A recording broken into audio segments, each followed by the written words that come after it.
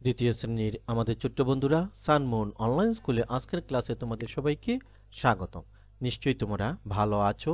প্রতিদিনের মতো উপস্থাপনায় আছি আমি মৃণাল কান্তি পাল। গত পর্বে আমরা আলোচনা করেছিলাম তোমাদের গণিত বইয়ের 111 থেকে 113 পৃষ্ঠা ওজন পরিমাপ নিয়ে। এই ক্লাসটি তোমাদের জন্য খুবই গুরুত্বপূর্ণ ছিল। তোমরা যারা ক্লাসটি যথাসময়ে দেখতে পারোনি, তোমাদের জন্য নিচে ডেসক্রিপশন বক্সে ক্লাসের লিঙ্কটি দেয়া আছে, সেখানে ক্লিক করে ক্লাসটি দেখে নিতে পারো। তারই ধারাবাহিকতায় আজ আমরা আলোচনা করব তোমাদের গণিত বইয়ের 114 থেকে 116 পৃষ্ঠা তরলের আয়তন পরিমাপ নিয়ে। তো ছোট্ট বন্ধুরা, এই ক্লাসটিও তোমাদের জন্য খুবই গুরুত্বপূর্ণ এবং ইফেক্টিভ হবে, তাই ক্লাসটি না টেনে অত্যন্ত ধৈর্য ও মনোযোগের সহিত ক্লাসটি কন্টিনিউ করবে। তাহলে এই ক্লাস শেষে তোমরা তরলের আয়তন পরিমাপ নিয়ে সঠিক ধারণা লাভ করতে পারবে। এবার চলো আমরা ক্লাসটি শুরু করি। ছোট্ট বন্ধুরা, এই ক্লাস শেষে তোমরা তরল পদার্থের আয়তন পরিমাপের একক বলতে পারবে। এবার তোমরা তোমাদের গণিত বইয়ের 114 পৃষ্ঠাটি খুলে নাও। এখানে একটি প্রশ্ন দেখতে পাচ্ছ, আমি প্রশ্নটি পড়ছি, তোমরা মনোযোগ দিয়ে শুনো। কোন বোতলে বেশি পানি ধরে? কিভাবে আমরা এই বোতলগুলোর পানির পরিমাণ তুলনা করতে পারি? এখানে তোমরা দুটি বোতল দেখতে পাচ্ছ। এই দুটি বোতলের মধ্যে কোন বোতলে বেশি পানি ধরে সেটি আমরা কিভাবে তুলনা করতে পারি? তোমরা নিজে নিজে একটু চিন্তা করে দেখবে যে কোন বোতলে বেশি পানি ধরে এবং কিভাবে তোমরা এটি তুলনা করতে পারো। এবার আসো আমরা রেজার পদ্ধতি বিশ্লেষণ করি। তুলি বলছে রেজাকে কোন বোতলে বেশি পানি আছে কিভাবে বুঝলে? এবার রেজা বলছে আমি প্রথম বোতল থেকে দ্বিতীয় বোতলে পানি ঢেলেছি। এই যে তোমরা দেখতে পাচ্ছ, এই বোতল থেকে সে এই যে দ্বিতীয় বোতলে পানি সে ঢেলেছে। ঢেলে কি দেখেছে? দ্বিতীয় বোতলটি ভরার পর প্রথম বোতলে কিছু পানি অতিরিক্ত রয়ে গেছে। তার মানে কি দ্বিতীয় বোতলটি ছোট এবং প্রথম বোতলটি বড়। এবার তুলির পদ্ধতি। তুলি কিভাবে দুটি বোতলের পানি পরিমাপ করছে সে সম্পর্কে আমরা আলোচনা করছি। এবার রাফি বলছে তুলিকে তুমি কিভাবে বুঝবে কোন বোতলে বেশি পানি আছে? তুলি বলছে পাত্রে পানি ঢেলে দাগ দিয়েছে। তুলি কি করেছে? দুটি একই মাপের দুটি পাত্র নিয়েছে বা গ্লাস নিয়েছে। গ্লাস নিয়ে সে এই যে দ্বিতীয় বোতলের পানি এখানে ঢেলেছে। ঢেলে সে কি করেছে? একটি দাগ দিয়েছে। ঠিক সমান বরাবর সে দ্বিতীয় পাত্রের এই যে একটি লাল দাগ দিয়েছে। দাগ দিয়ে সে এই যে প্রথম পাত্রের পানিটি সে এই গ্লাসে ঢালছে। ঢালার পরে দেখলো কি সে এই লাল দাগটি উপরে উঠে গিয়েছে। এতে সে বুঝতে পারলো প্রথম বোতলের পানি বেশি এবং দ্বিতীয় বোতলের পানি কম, অর্থাৎ প্রথম বোতলে পানি বেশি ধরেছে। এবার আমরা রাফির পদ্ধতিটি আলোচনা করি। তুলি বলছে রাফিকে কোন বোতলে তুমি বেশি পানি পেয়েছ এবং কেন? রাফি বলছে আমি একই আকৃতির দুটি পাত্র ব্যবহার করেছি। এই যে রাফি একই আকৃতির দুটি গ্লাস ব্যবহার করেছে, এখানে সে দ্বিতীয় বোতলের পানি ঢেলেছে এবং এই গ্লাসে সে প্রথম বোতলের পানি ঢেলেছে। ঢেলে সে দেখলো কি যে দ্বিতীয় বোতলের পানি যতটুকু জায়গা নিয়েছে গ্লাসে তার চাইতে প্রথম বোতলের পানি আরো বেশি জায়গা নিয়েছে। এখান থেকে সে সিদ্ধান্ত নিল যে দ্বিতীয় বোতলে পানি বেশি ধরে। ছোট্ট বন্ধুরা, তোমরাও এভাবে নিজস্ব আইডিয়া দিয়ে গ্লাসের পানির তুলনা করবে এবং দেখবে কোন পাত্রে পানি বেশি এবং কোন পাত্রে পানি কম। ছোট্ট বন্ধুরা, এবার তোমরা তোমাদের গণিত বইয়ের 115 পৃষ্ঠাটি খুলে নাও। এখানে একটি প্রশ্ন আছে, আমি প্রশ্নটি পড়ছি, তোমরা মনোযোগ দিয়ে শুনো, বোঝার চেষ্টা করো। কোন বোতলে পানি বেশি ধরে? ছোট পাত্রগুলোর সাহায্যে তুলনা করো কোন বোতলে বেশি পানি ধরে এবং কতটুকু বেশি ধরে। এখানে সে কি বলছে? এই যে দুটি পাত্র আছে, দুটি পাত্রের পানি আমরা ছোট ছোট পাত্রে ঢেলে আমরা তুলনা করব কোন পাত্রে পানি বেশি ধরে এবং কতটুকু বেশি ধরে।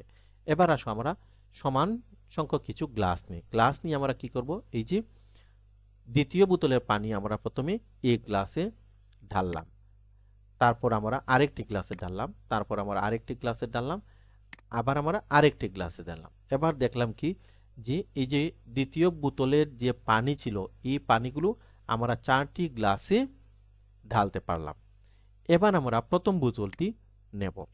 প্রথম বোতলটি নিয়ে আমরা একটি গ্লাসে ঢাললাম, আবার আরেকটি গ্লাসে ঢাললাম, আবার আরেকটি গ্লাসে ঢাললাম, আবার আরেকটি গ্লাসে ঢাললাম, তারপর আরেকটি গ্লাসে ঢাললাম। এখানে আমরা দেখলাম কি যে এখানেও আমরা 4টি গ্লাস পরিপূর্ণভাবে ভর্তি করলাম পানি দ্বারা। করার পরও আরও একটি অতিরিক্ত গ্লাসের অর্ধেক পর্যন্ত আমরা পানি দ্বারা পূর্ণ করলাম। এতে আমরা কি বুঝতে পারলাম? দ্বিতীয় বোতলের পানি দ্বারা আমরা 4টি গ্লাস পূর্ণভাবে ভর্তি করতে পারলাম। আবার প্রথম বোতলের পানি দ্বারা আমরা 4টি গ্লাস পূর্ণভাবে ভর্তি করার পরেও আরও একটি গ্লাসের অর্ধেক পর্যন্ত ভর্তি করতে পারলাম। এখান থেকে আমরা সিদ্ধান্ত নিতে পারি প্রথম বোতলের পানি বেশি ধরে। কতটুকু বেশি ধরে? আরও অর্ধেক গ্লাসের মতো পানি বেশি ধরে। ছোট্ট বন্ধুরা, এভাবে তোমরা তোমাদের বাড়িতে একটি বা দুটি বোতলে পানি নিয়ে এভাবে গ্লাসে ঢেলে ঢেলে তোমরা কিন্তু পরিমাপ করে দেখবে কোন বোতলে বেশি পানি ধরে, কতটুকু বেশি ধরে। তাহলে তরল সম্পর্কে তোমাদের ধারণা স্পষ্ট হয়ে যাবে। ছোট্ট বন্ধুরা, এবার তোমাদের গণিত বইয়ের 115 পৃষ্ঠায় 2 নম্বর প্রশ্নটি লক্ষ্য করো। কোনটিতে বেশি পানি আছে কেন? এখানে তোমরা দুটি পাত্র দেখতে পাচ্ছ। এবার তোমরা মনে মনে একটু চিন্তা করো এই দুটি পাত্রের মধ্যে কোন পাত্রটিতে বেশি পানি আছে এবং কেন বেশি আছে। আমরা যদি লক্ষ্য করি তাহলে দেখতে পাই দুটি পাত্রেই পানির লেভেল সমান। এই যে তোমরা দুটি পাত্র দেখতে পাচ্ছ, আমরা যদি একটি দাগ দিয়ে মিলিয়ে দেখি তাহলে দেখব কি দুটি পাত্রের পানির লেভেল সমান। তাই প্রথম পাত্রটি যেহেতু ছোট এবং দ্বিতীয় পাত্রটি বড়, সেহেতু দ্বিতীয় পাত্রটিতে পানি বেশি আছে। এখানে তোমরা খুব সহজেই লক্ষ্য করতে পারো প্রথম পাত্রটি কিন্তু ছোট এবং দ্বিতীয় পাত্রটি একটু বড়। পানির লেভেল যেহেতু সমান, যেহেতু দ্বিতীয় পাত্রটি বড়, তাই দ্বিতীয় পাত্রটিতে পানি বেশি আছে। এবার তোমরা 3 নম্বর প্রশ্নটি লক্ষ্য করো। কোন পাত্রে সবচেয়ে বেশি পানি ধরে, কোন পাত্রে সবচেয়ে কম পানি ধরে? এখানে তোমরা 3টি পাত্র দেখতে পাচ্ছ। এখানে দেখো প্রথম পাত্রে 7 গ্লাস পানি, দ্বিতীয় পাত্রে 5 গ্লাস আরও অর্ধেক গ্লাস এবং তৃতীয় পাত্রে 8 গ্লাস পানি ধরে। এখানে তোমরা যে প্রথম পাত্রে দেখো 7 গ্লাস, দ্বিতীয় পাত্রে 5 গ্লাস ধরে আরও অর্ধেক গ্লাস এবং তৃতীয় পাত্রে 8 গ্লাস পানি ধরে। আমরা যদি এই সংখ্যাগুলোকে মানের ঊর্ধ্বক্রমে সাজাই তাহলে আমরা দেখতে পাই 5.5 অর্থাৎ 5 আরও অর্ধেক, তারপরে হচ্ছে 7, তারপরে বড় চিহ্ন দিয়ে আমরা লিখব 8। তো এখানে আমরা সবচেয়ে বড় কোনটি? 8 এবং সবচেয়ে ছোট হচ্ছে 5.5। সুতরাং আমরা বলতে পারি তৃতীয় পাত্রে সবচেয়ে বেশি পানি ধরে 8 গ্লাস এবং সবচেয়ে কম পানি ধরে দ্বিতীয় পাত্রে 5.5 গ্লাস। ছোট্ট বন্ধুরা, এবার তোমরা 116 পৃষ্ঠার একটি প্রশ্ন দেখতে পাচ্ছ। বালতিতে কতটুকু পানি ধরে তা নির্ণয় করে। এখানে তোমরা একটি বালতি দেখতে পাচ্ছ। এই বালতিতে কতটুকু পানি ধরে আমরা নির্ণয় করব। কিভাবে নির্ণয় করব? আমরা জানি তরলের আয়তন পরিমাপে আমরা আন্তর্জাতিক একক লিটার ব্যবহার করি এবং এটি নির্দেশ করার জন্য ইংরেজি অক্ষর এল বা এই যে টান দেয়া এল লিখি। এই যে তোমরা দেখতে পাচ্ছ 1 লিটারের একটি বোতল। এই বোতলের সাহায্যে আমরা এই বালতিতে কত লিটার পানি ধরে আমরা পরিমাপ করব। এবার আমরা বালতিটি এখানে নিয়ে আসি। এবার আমরা বালতিতে বোতল দিয়ে পানি ঢালি। আমরা দেখলাম এখানে 3টি বোতল দিয়ে আমরা পানি ঢেলে বালতিটি পরিপূর্ণ করে নিলাম। এবার তোমরা লক্ষ্য করো এখানে প্রতিটি বোতল কত লিটারের? 1 লিটারের। কতটি বোতল আছে? 3টি বোতল। তো আমরা এখানে কি লিখব? আমরা লিখব 3টি 1 লিটার বোতলের পানির সাহায্যে বালতিটি পূর্ণ করা হয়েছে, তাই বালতিতে 3 লিটার পানি ধরে। এই বালতিতে কত লিটার পানি ধরে? 3 লিটার পানি ধরে। এবার ছোট্ট বন্ধুরা, এই চিত্রটি তোমরা লক্ষ্য করো। এখানে তোমরা দুটি পাত্র দেখতে পাচ্ছ। এই দুটি পাত্রতে কতটুকু পানি ধরে বলো তো, একটু চিন্তা করে বলো। তোমরা এখানে খেয়াল করে দেখো, এখানে 1 2 3 4 5টি বোতল আছে। প্রতিটি বোতল কত লিটার করে? 1 লিটার করে। তাহলে এখানে কত লিটার পানি আছে? 5 লিটার। অর্থাৎ এই বালতিতে 5 লিটার পানি ধরে। আবার আমরা এই বোতল দিয়ে এই পাত্রে কত লিটার পানি ধরে আমরা হিসাব করব। এখানে কতটি বোতল আছে? 4টি বোতল আছে। প্রতিটি বোতল কত লিটার? 1 লিটার করে। তাহলে এই পাত্রে কত লিটার পানি ধরে?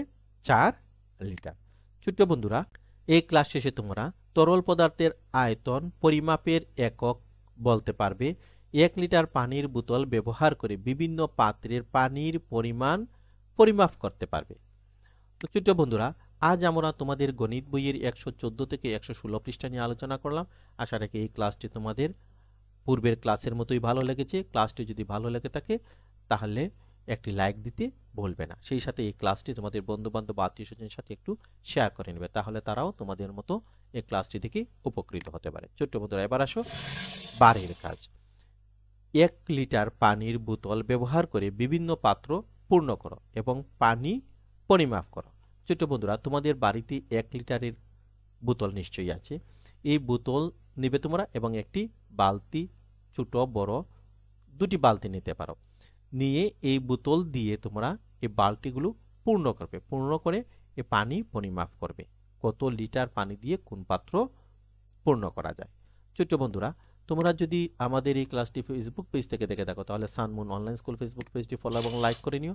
তোমরা যদি আমাদের এই ক্লাসটি ইউটিউব চ্যানেল থেকে দেখে থাকো তাহলে সানমুন অনলাইন স্কুল ইউটিউব চ্যানেলটি সাবস্ক্রাইব করে নিও। এতক্ষণ আমাদের সাথে ধৈর্য ধরে থাকার জন্য তোমাদের সবাইকে আন্তরিক ধন্যবাদ।